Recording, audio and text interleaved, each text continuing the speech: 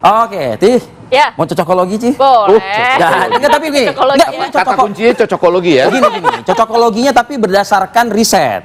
Dan Kita minta produser untuk memutarkan juga nih slide demi slide-nya, kan ada juga kan dikirim tuh. Karena kan juga ada nama Kaisang yang dicocokkan dengan beberapa tokoh begitu ya. Silakan menjawab tadi pertanyaan dari Bang Egi tadi, Bang Ken. Mas Ken. Ya, jadi memang kalau terkait dengan simulasi pasangan kita mencoba beberapa variasi ya. Itu baik itu Pak Ahmad Lutfi dengan Mas Kaisang, Pak Ahmad Lutfi dengan Tas Yassin gitu memang. Dan kita temukan pola memang Pak Ahmad Lutfi ini dengan Mas Kaisang ini secara persepsi di masyarakat Jawa Tengah memang diidentikan dengan kandidat yang di-endorse Presiden Jokowi. Mereka ada di ceruk yang sama gitu loh. Kemudian ada juga ceruk yang agamis gitu, katakan ceruk itu ada di Pak Tas Yassin Maimun gitu. Sedangkan di ceruk katakanlah ceruk tokoh partai PDIP ada Mas Bambang Pacul dan juga Mas Hendra Priyadi gitu. Jadi memang ada berbagai macam tipologi kandidat yang punya keunggulan masing-masing dalam hal merebut pemilih di Jawa Tengah tadi gitu loh. Ya. Tapi kalau disandingkan mungkin ada nggak hasil survei yang terbaru disandingkan? Ada kan? Kaisang dengan siapa, atau mungkin Bambang Pacul dengan Kaisang gitu ada? Ya, karena Pak Ahmad Lutfi dengan Kaisang ini ada Lutfi sama Kaisang tuh. Ada di ceruk yang sama. Jadi kalau mereka dipasangkan itu kan belum melewati 50% ya. Meskipun 40 tapi ya masih ada masa mengambang di situ gitu, pemilih mengambang.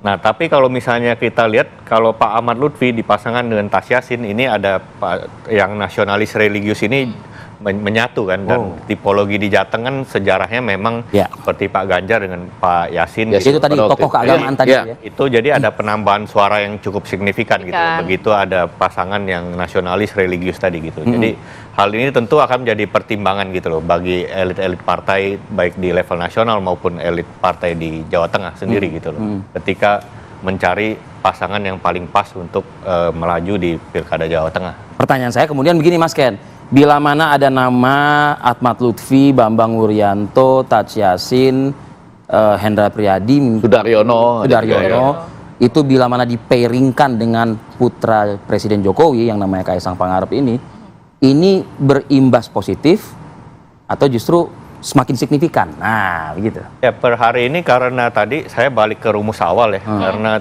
tingkat approval Presiden Jokowi yang sangat tinggi tersebut khususnya di Jawa Tengah mencapai 85%. Artinya? Jadi siapapun kandidat yang punya asosiasi paling melekat dengan Presiden Jokowi dipasangkan dengan siapapun tentu akan berimbas positif gitu. Waduh, nilai tawarnya tinggi nih, Bang. Ya, tadi saya katakan sejauh pengetahuan saya ya, Kennedy, tolong diralat kalau keliru, 85,2% tingkat kepuasan terhadap presiden di Jawa Tengah untuk Provinsi Jawa Tengah itu tertinggi di dunia, kalau menurut saya itu, ya kan? Artinya memang siapapun yang dipasangkan dengan itu akan mendapat efek dari itu. Efek yang positif. Nah, tetapi Jawa Tengah, tadi kita mencatat dua hal. Satu, kata Mas Seno yang masih bersama dengan kita ini, itu dalam tanda petik kandang kami. Jadi, ketika misalnya ada kekalahan sedikit di NTT atau di Bali itu, memang itu berkesan berat bagi PDIP. Tapi di Jawa Tengah itu sesuatu yang lain lagi. Beda ya? Nah, karena itu mereka menang itu untuk DPRD kan, 33 kursi misalnya. Jadi tentu saja eksekutif juga mereka penting sekali di situ. Nah, dalam hal itu jadi tentu mereka ingin bekerja sama PDIP, kan. Ya? Mereka ingin bekerja sama, ingin ada kadernya juga yang menang di situ. Anda tadi sudah menyebut beberapa nama. Iya kan? Nah, ditambah lagi dengan kenyataan cocokologi. Ditambah lagi dengan kenyataan menurut Kennedy pendekatan nasionalisme tadi ya, dengan tokoh-tokoh yang punya aliran nasionalis itu, dengan masyarakat yang punya pemikiran seperti itu secara ideologis, itu akan menambah. Nah, sekarang bagaimana cocokologi ini kemudian makin mendekati hari-hari yang mau nggak mau harus dijadikan pasangan ini kan? Oh, ada batas waktu pendaftaran, bukan batas waktu pelantikan. Kan harus didaftar dulu. Iya, pelantikan. Saya tambahkan sedikit ya. Maksudnya kan ini belum memperhitungkan Prabowo efek ya, karena bagaimanapun juga Prabowo jadi presiden. Nah, Prabowo efek misalnya Pak Ahmad Lutfi dipasangkan dengan Pak Kaisang, maksudnya perwakilan Pak Prabowo di siapa gitu. Iya. Kecuali misalnya Pak Ahmad Lutfi mau masuk Gerindra itu. Ya. Kalau tadi itu saya kan katakan kalau salah satu Sudaryono, opsi saja gitu. kalau Sudaryono jelas kan, Gerindra misalnya. Itu kan suatu. Hakim ini akan kemana gitu ya, Betul, berarti ya. iya. Tapi kalau hitung-hitungan kira-kira berapa poros berarti di Jawa Tengah? Per hari ini berdasarkan survei tersebut ya kemungkinan kan 2 poros tetap masih besar ya Mas. Kalau analisa saya tentu nanti akan menjadi poros KIM tadi Koalisi Indonesia Maju dan poros PDIP gitu. Bang Egi juga kira-kira segitu? Iya, mungkin bisa aja ya muncul poros lain, tapi secara umum terlihatnya seperti itu. Justru yang menjadi pemikiran saya adalah apakah yang disebut sebagai tadi rekonsiliasi itu adalah versi Mas Bimo. Mau ke Mas Bimo kan sama nih.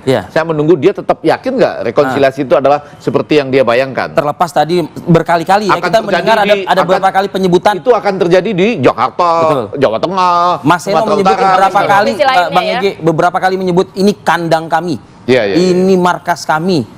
Nah, markas enggak kandang. Seru nih, karena apa? Kalau ya kandang kami kan berarti memang kalau kandang kan seluruhannya dikuasai gitu kan. Sebenarnya udah, kalau saya melihatnya udah agak berubah sedikit, bukan kandang banteng lagi, tapi kandang nasionalis. Karena apa? Pak Prabowo menang di situ. Ya kan? Pak Prabowo menang di situ 53%. Walaupun pileknya tetap PDIP ya. Bukan berarti nasionalis kalah di situ. Nasionalis menang. Nah, di situ. Kalau untuk fairnya Pilpres Pak Prabowo menang, Pileg PDIP menang. PDIP menang. Ya jadi nggak keseluruhan. Jadi nggak bisa juga Pak Prabowo aja nggak pernah bilang ini kandangnya Prabowo Gibran gitu, nggak juga kan. Tapi saya kira ini kesempatan yang baik. Artinya pilkada ini Anda bicara soal kandang nasionalis itu karena nilai tawarnya tadi tinggi atau apa ini? Bisa jadi, bisa jadi. Tapi enggak gini, karena kalau misalnya supaya nggak terlalu ada dikotomi lagi lah, gitu, come on. Ini udah pilpres sudah selesai, pilegnya juga udah selesai, berarti sekarang ngomongin pilkada nih siapa yang terbaik buat daerahnya, gitu kan? Bukan lagi ini siapa kandangnya siapa gitu. Iya, perwakilan Banteng atau perwakilan non Banteng gitu kan. Jadi nggak kayak gitulah. Oke, Mas Eno gimana tuh? Terakhir Mas Eno. Ya, saya rasa dari tadi pun fokus saya juga bicara tentang bagaimana memunculkan nama tokoh pemimpin yang terbaik untuk masyarakat Jawa Tengah. Berhubung ini adalah pilkada yang mana akan berpengaruh terhadap nasib sekian puluh juta masyarakat Jawa Tengah selama 5 tahun ke depan, dan bukan cekodam, maka akan susah kalau itu menggunakan metode cocokologi. Artinya harus diperhatikan betul-betul secara cermat. Ini namanya siapa, dulu pernah melakukan apa, rekam jejaknya seperti apa, pripun ini, yang langkah-langkah yang selama ini dilakukan. Bukan hanya nama-nama yang muncul sekarang, maka kami tidak mau tergesa-gesa. Nah, dari tadi sebenarnya langgam kami begitu. Dan itulah yang kami selama ini lakukan dan sodorkan. Kami buktikan bahwa sebagai partai politik, tugas utamanya tentu adalah melakukan kaderisasi politik. Mewujudkan mimpi bahwa siapapun punya hak kesetaraan yang sama. Boleh jadi pemimpin, tidak peduli siapa misalnya orang tuanya, siapa relasinya, siapa keluarganya. Mimpi bahwa setiap anak bangsa boleh menjadi sesuatu, itulah yang ingin kami jaga dan kami perjuangkan di pilkada besok, dimanapun, tidak hanya di Jawa Tengah. Termasuk di Jawa Tengah sebagai daerah yang selama ini sangat dekat bondingnya atau ikatannya dengan PDI Perjuangan, terbukti melalui data pemilu baik di legislatif maupun di pilkada gubernur sebelumnya. Nah, konteksnya begitu. Nah, inilah bentuk dari pertanggungjawaban kami sebagai partai politik. Maka kita hati-hati, dan nama-nama yang kita munculkan di publik pun adalah nama-nama yang jelas punya rekam jejak di wilayah kerja kepemimpinannya masing-masing. Persoalan siapa nanti yang akan kami rekomendasi, kami pastikan akan kami geber total. Siapa? Ya, Woi. baik. Kita nantikan nanti siapa ya Istilahnya kira-kira ya. dia bonding. Terima kasih, Mas. Istilahnya kita kandang. Yang penting bukan cek kodam. Cek udah. Terima kasih banyak Mas Seno, kemudian juga Bang Ege, Mas Kennedy, juga Bang Aryo. Makasih Bapak-bapak. Oke. Sukses selalu untuk Bapak-bapak semua. Oke. Dan kan cekologi, cekodam. Cek kodam. Kita harus jeda dulu senak, nanti kita hadirkan informasi terkait lokasi longsor tambang emas di Motomboto di Gorontalo yang kabarnya memakan korban jiwa. Saat lagi tetap bersama kami.